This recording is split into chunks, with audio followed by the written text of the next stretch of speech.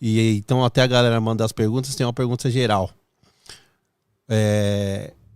Como que eu consigo identificar que eu estou começando a ser um despertado? Os questionamentos, principalmente. Sintomas do despertar espiritual seria, né? Sensação de inadequação, muito clássica. Questionamento. Começa a perceber as energias mesmo sem saber que está percebendo. Por exemplo, chega num ambiente onde tem muitas pessoas, sente enjoo, sente dor de cabeça, se sente drenado. Até mal compreendido. Isso é um sintoma do despertar espiritual também. Te dá tontura quando você está em um ambiente com muita gente? Pode ser também, pode Isso dar é vômito. tontura, pode dar enjoo, pode dar dor de cabeça, a pessoa pode se sentir também, né? a pessoa pode se sentir drenada. Agora, não pode ficar presa nisso, né? Porque isso é um sintoma e é um sinal de que a sua energia está se modificando. Por que acontece isso? É interessante a gente falar sobre isso. Porque existe uma modificação energética na pessoa que passa por esse processo de despertar espiritual. Então a pessoa não se torna melhor nem pior. É uma modificação interna. Então, é uma quebra de paradigma, vem muito questionamento. Então, por exemplo, grupos que a pessoa fazia parte passa a não fazer mais sentido. Exatamente. A morte. Tipos de conversa que a pessoa tinha que não faz mais sentido. Então, a pessoa começa a ter essa sede, né, essa vontade de descobrir coisas diferentes. E a alma, ela vai conectando pessoas. Isso é muito legal também no despertar espiritual, porque você vai sendo atraído como se fosse um imã. Você vai sendo atraído para novos grupos, para novas frequências. E é muito bonito viver isso. Tem as suas pegadinhas também, tem os desafios. É importante a gente falar sobre isso, mas eu considero que esses aí são os sintomas. Sei lá, deve ter vários aí, mas eu lembrei desse. É isso que a gente está fazendo aqui, eu acho que você falou bem legal isso daí, foi com bastante propriedade, porque isso que nós estamos fazendo aqui já é o que você falou. Essa atratividade entre pessoas que se conhecem, que se entendem. Muitas vezes você não se afasta das pessoas, as pessoas se afastam de você. Sim. É natural. Às vezes pessoas que você tinha convívio, tinha amizade, começam a se afastar de você naturalmente. Só que vem outras pessoas proporcionais que você fala a mesma língua, como nós estamos falando aqui a mesma língua, né? E esse despertar espiritual, ele, para muitas pessoas, ele sempre vem como uma pancada, ele vem como o Diego falou, passando mal, tendo reações físicas, reações energéticas, desespero, insegurança. Mas a gente tem que lembrar o seguinte, que muitos de nós reencarnamos com um propósito e às vezes um combinado antes de vir para cá. E é assim, olha, você não foi flor que se cheire aqui, acolá e acolá, mas você também teve interesses espirituais. Você conseguiu trazer isso no seu contexto aí, no seu registro. Então vamos fazer uma coisa, você já utilizou isso de forma indevida. Vamos agora entrar com uma sensibilidade maior nessa reencarnação. Você vai reencarnar num país propício para isso, com uma série de questões ao redor. Você vai, em certo momento, começar a ter a sua sensibilidade aberta. Só que chega em certo momento da nossa vida, a gente quer curtir, né? A gente quer o auê, principalmente na adolescência, na juventude, que é onde a maioria começa, né? E aí começa a acontecer isso que o Diego falou. O passar mal, o se sentir deslocado. E aí a gente acaba querendo respostas e aí a gente acaba encontrando pessoas similares que se ajudam, né? Ainda bem que tem os podcasts hoje, né? Tem grupos também, tem grupos virtuais. Tem um ponto também, se você me permite fazer um complemento aqui, que vem no pacote Despertar Espiritual. Falo por experiência própria, né? Por viver isso também na prática. Estou nesse barco, despertando todos os dias. É assim, a pessoa ela passa por um despertar de consciência, então se abre para esses temas aqui, né? Para temas espirituais. E aí começa aquela sede de querer investigar, de querer buscar, de assistir vídeos. E aí começa a encontrar pessoas que trazem relatos. E aí, inevitavelmente, nós vamos encontrando pessoas que são assim... temos pessoas muito boas, temos pessoas estranhas, enfim. Mas aí a gente acaba encontrando aí um professor Wagner Borges da vida, que é um ser de luz encarnado aqui, que tem muitas experiências. E ele tem uma facilidade de trazer, de relatar. Ele tem uma narrativa muito boa, assim, né? Tem um magnetismo muito grande. E aí, o que acontece? A pessoa passa por um despertar espiritual, ela começa a ver uma pessoa que está nesse nível de caminhada trazer um relato, e aí ela se frustra porque não tem esse tipo de experiência. Mas a pessoa precisa lembrar que, por exemplo, o professor Wagner, que eu estou dando de exemplo aqui, que tá trazendo esse relato, ele tem vidas de despertar espiritual. Então já está muitas vidas conectado com esses temas e trazendo isso. Então o lance da comparação reprime muito esse momento do despertar espiritual, que é o momento de abertura. Então, assim, você está passando por esse momento, está sentindo isso, não fica buscando fenômeno, nem preso nisso. Busca ampliar a consciência, esse é o principal, e levar isso para o dia a dia. Não tenta converter a família, porque isso vai te colocar numa bolha ainda pior. E aí a pessoa começa a estudar chakras, compra um livro de chakras e quer dogmatizar a família. Aí pega no horário do almoço de domingo, lá pega o livro de chakras e põe na mesa. Você já ouviu falar de chakras, Semente? Aí vira o chato dos chakras. Então o lance não é isso, cara. É conseguir se integrar e não ficar buscando fenômeno. Mas sabe o que vai acontecer, o que acontece? Meus filhos falam sempre a mesma coisa, porque criar filho é assim, né? Você fala, não faz isso, vai dar errado. É o que eles falam pros filhos dele hoje em dia, beleza. Ninguém aprende com o erro dos outros, né? E é muito engraçado assim. O primeiro sintoma, já que nós estamos falando de sintoma, é exatamente esse, né? Você quer catequizar, você quer que todo mundo... Gente, eu fiz uma descoberta, peraí. Não era bem aquilo, né? Também pode não ser bem isso, mas não era bem aquilo. Eu estou tentando trilhar um caminho aqui, né? Então o que acontece quando você... Sintomas.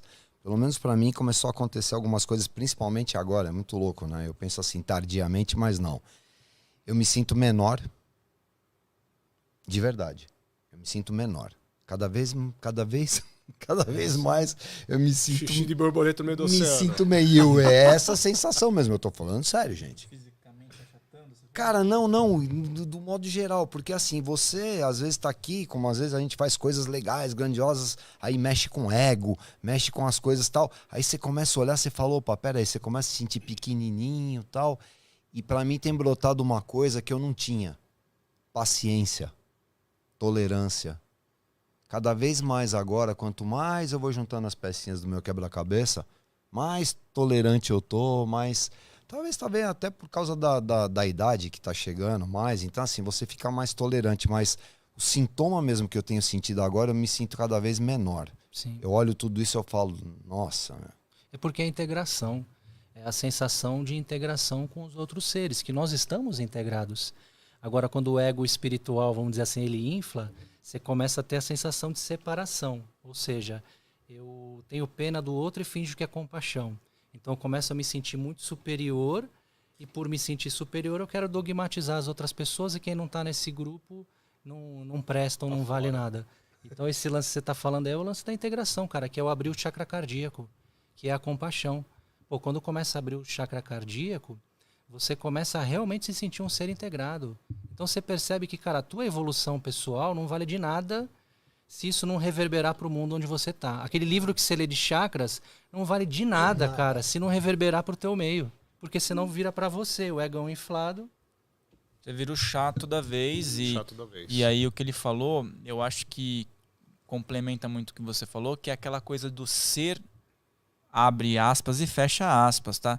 O ser normal, o cidadão que anda ali, que conversa, que para ali no ponto de ônibus, que não se sente superior por ter um estudo espiritual ou por conhecer de energias, muito pelo contrário. Aí que você precisa ser uma pessoa mais compreensiva, mais pé no chão, e às vezes entender que se o outro não estudou isso, se o outro não entende isso, não significa que ele vai ficar assim a vida inteira. Assim como cada um de nós teve um... Pode ser que amanhã o cara de 80 anos tenha um despertar e falar, peraí, tô encontrando algo diferente e pronto, foi o momento dele, a gente tem que respeitar, né? E muitas vezes também não tem a ver também com a questão do conhecimento. É assim, o conhecimento ele desperta realmente. Mas tem muita gente que tem tanta pureza de coração, né? Tem uma história que eu nunca li Paulo Coelho assim tal, mas eu ganhei um livro uma vez que tinha um conto. Vou falar rapidamente esse conto. Esse conto, inclusive, eu parei nesse conto porque, como eu gosto ali da cultura maia tal, né? Convivi aquilo, eu respirei aquilo. Era um conto exatamente assim. quando os jesuítas chegam naquela região de Yucatán, né? E eles encontram muitos sacerdotes maias ali. E aí eles começam a falar sobre a religião, sobre o cristianismo, né? Os jesuítas sempre catequizaram. Então eles começaram a falar, não, porque Jesus, porque isso, porque a religião tal. E os maias, né? Os sacerdotes maias escutaram tal e começaram a gostar da história. Porque tem um storytelling lindo sobre isso, né? E aí, beleza. Aí esses espanhóis foram embora com seus navios. Tempos depois, eles estão chegando de novo ali na região de Tulum, exatamente, esse conto tal, com os navios. Aí os jesuítas estão dentro do navio, eles veem os sacerdotes maias andando sobre a água, correndo para cima do navio. Aí os dois param, olham e falam assim, eles estão andando sobre as águas. Entenderam a brincadeira? É a pureza. Pureza. É a pureza. de coração. É a pureza. Essa é a analogia do... O ser é tão puro que, pô, mas legal, eu escutei a tua história, né? Eu escutei a tua história. Então, assim, a pureza tá muito ligado a isso, né? E eu acho que o passo também crucial do despertar, de perceber que você está despertando, é quando você percebe que tudo parte de você. Tudo é a seu respeito, né? Não é do outro, do terceiro, do quem que trouxe, é culpa de quem. A partir desse momento que você se coloca em total e extrema autorresponsabilidade, né? Acho que é o passo, um dos passos principais de você perceber que você está nesse outro patamar do despertar, né? Que é o mundo todo, é tudo ao seu respeito.